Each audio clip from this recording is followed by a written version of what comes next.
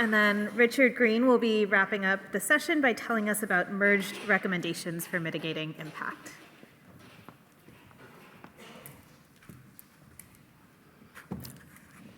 Here with the unenviable position of standing between a room full of great minds and their lunch, I will try to be as efficient as possible here.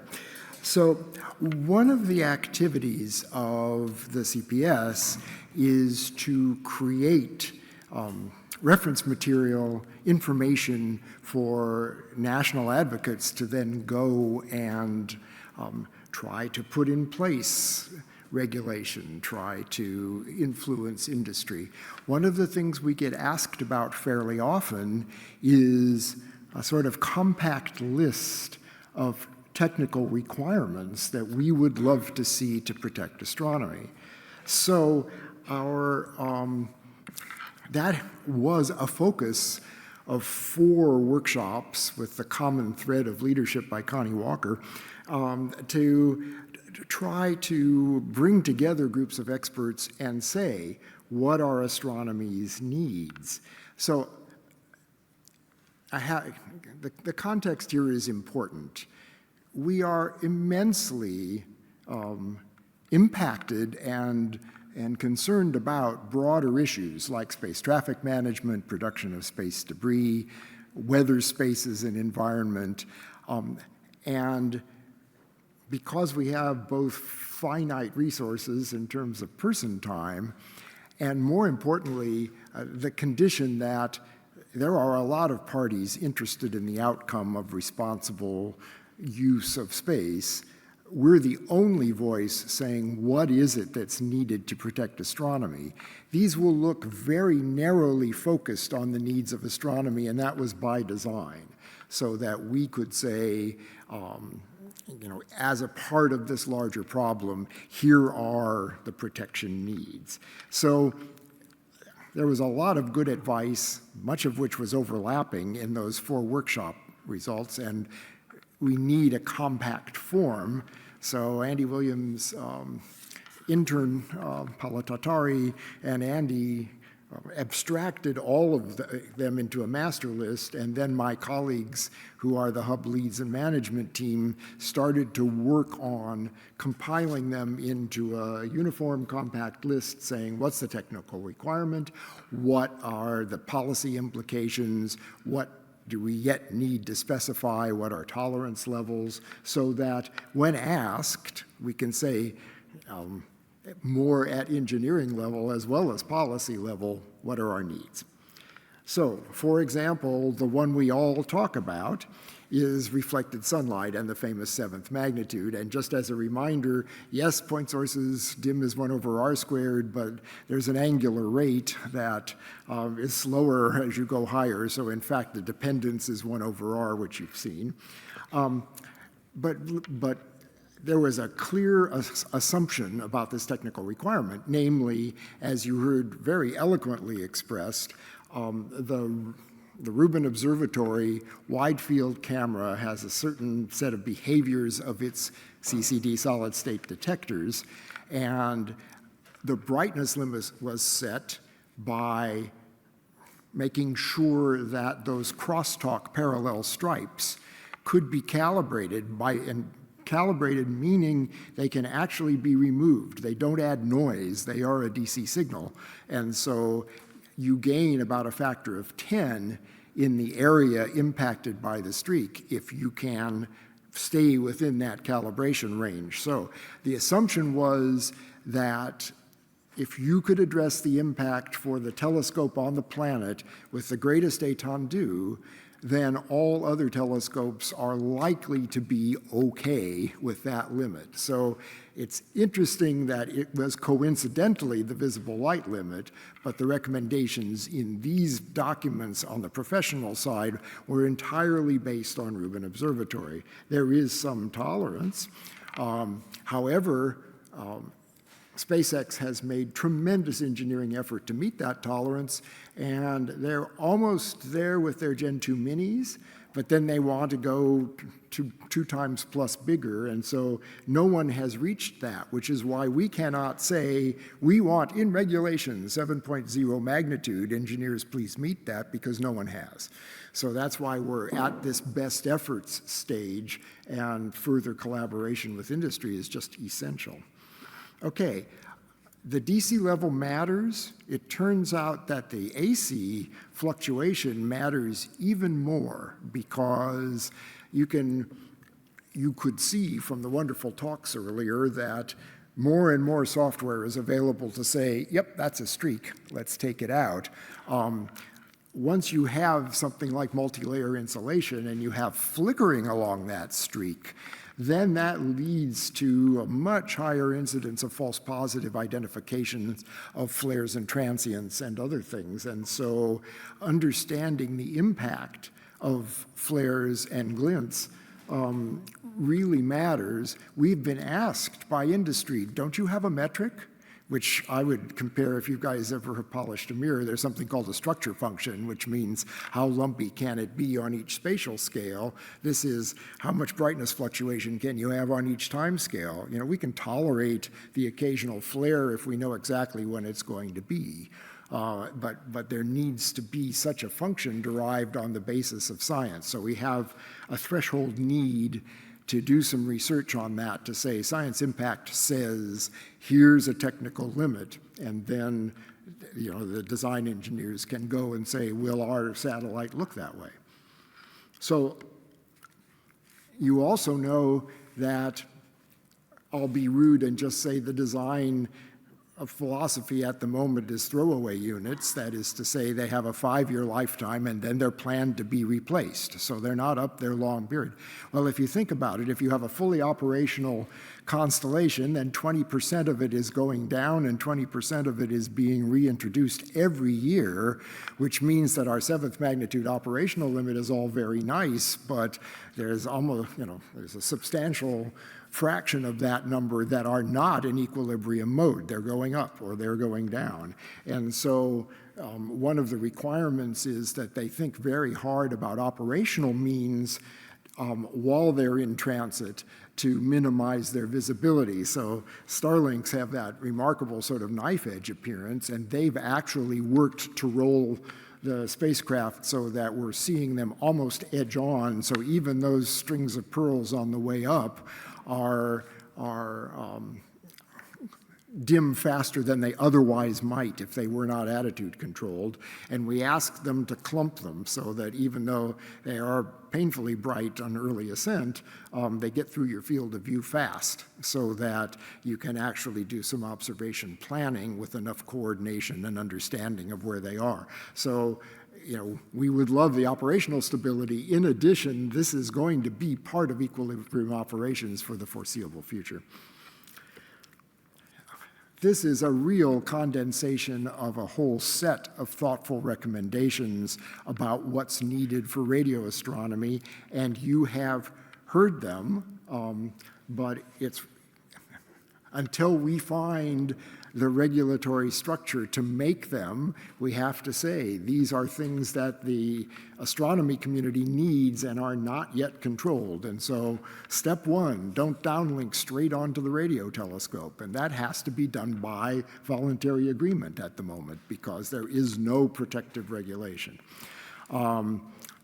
It would be great to have some serious research. I mean, we share the goal of commercial operators. You would like all the power in the main beam and in the licensed frequency. And so everything that isn't that way doesn't help the operator either.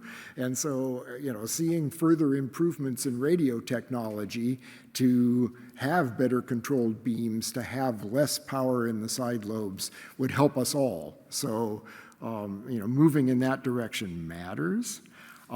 Similarly, there's room on the astronomy side to have low noise amplifiers that are more robust against over-illumination so that, we have an interesting excuse to take a next generation step on radio transmission and reception to clean things up, and that would really help.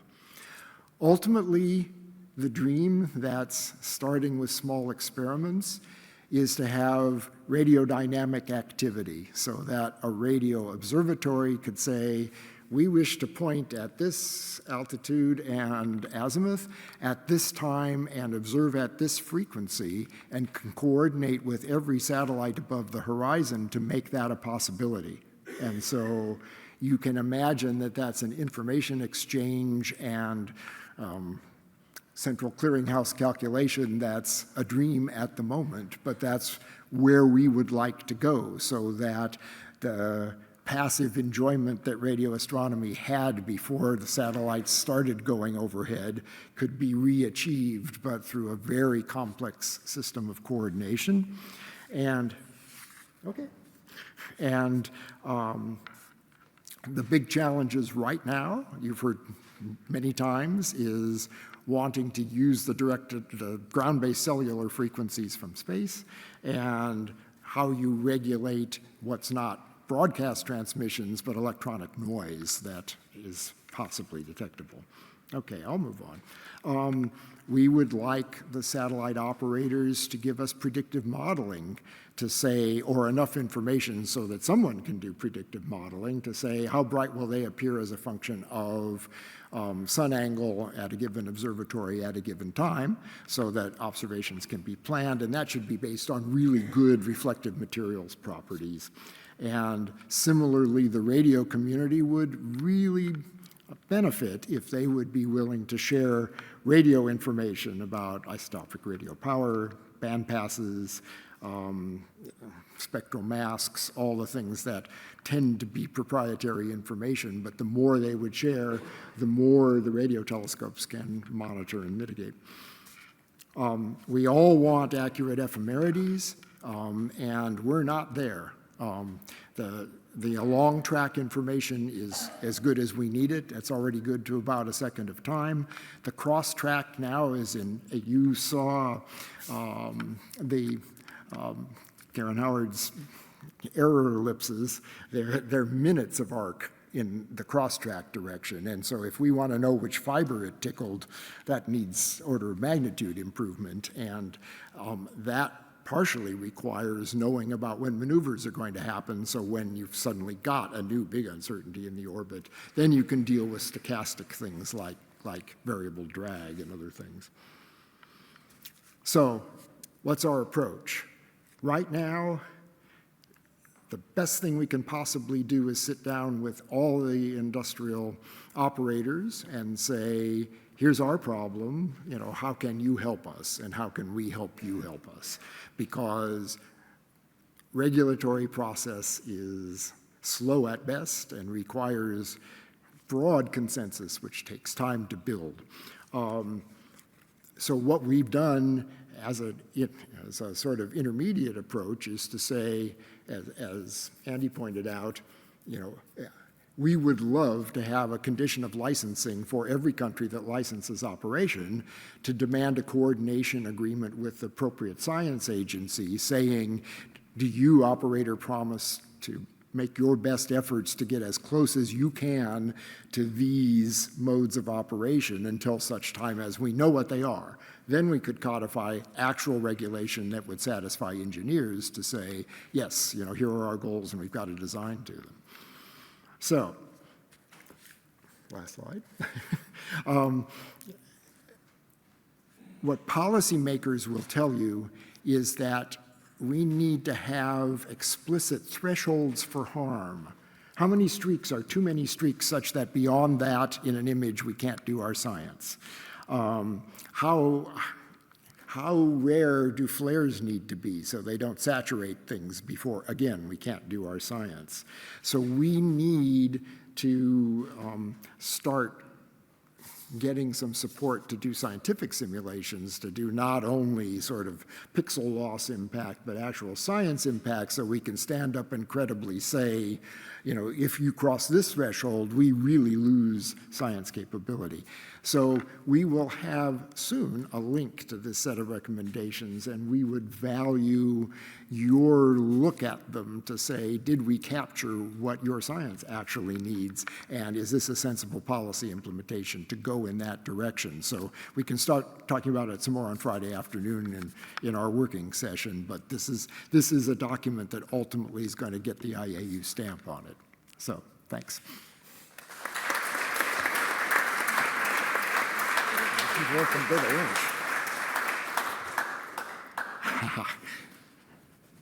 So you're even braver with questions instead of lunch. I'm happy.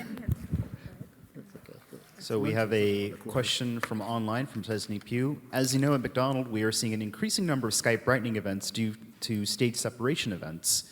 Where's the regulatory space for this impact? The FAA? And what data would be necessary to support to encourage this regulation? Those are great questions, and we can share some amazing images of sort of auroral glow from separation that covers tens of degrees in the sky and hangs for a while. And so launches are impacting and ionizing the atmosphere and creating air glow background that suddenly is really bright. So in the US, the oversight of commercial space is in total churn, and so I can't say where would be the right place, but consideration of launches as part of the environmental and impact on astronomy is a very good point. Yeah, thanks a lot, Richard. Gyula Józsa or Josh from the Max Planck Institute for Radio Astronomy here. So one comment and one question. So regarding radio-quiet zones or protection of radio-quiet zones from direct illumination from satellites, I think, of course, we need to collaborate with the operators, satellite operators there. But I also think that especially, I mean, if this is a national service concerned, there needs to be a national licensing, and this can actually be part of the national licensing. So it's not only that we depend on the industry, but we can also include the national regulators in that. So the larger problem, I think, is the side lobes and side lobe suppression, where we really have to collaborate right now. The other question is then these recommendations are now formulated as an absolute related to the Vera Rubin or findings from the Vera Rubin Observatory. And just taking one example is the brightness limit, right? So in the radio recommendations, as an example, these recommendations are relative to a telescope, right? You can the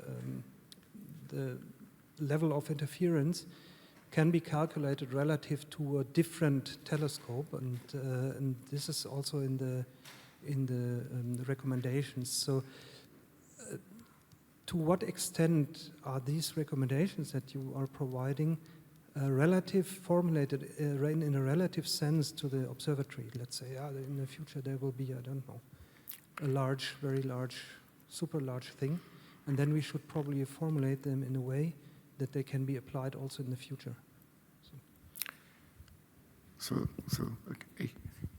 a quick and simple response is that in SATCON 1, which was a US workshop, we polled or tried to poll a fairly broad community saying, what impacts your observations and at what brightness and that seventh magnitude limit was sufficient for all but one of the programs and in that one they wanted it even brighter. So we thought that in the case of reflected sunlight, it would be easiest just to have one value that would be sufficient for most of the problems that people thought about and showed us for results. Do you think that the next session Oh, okay. Our chair is saying that this is an important discussion that we should continue, but we should continue while we eat. So.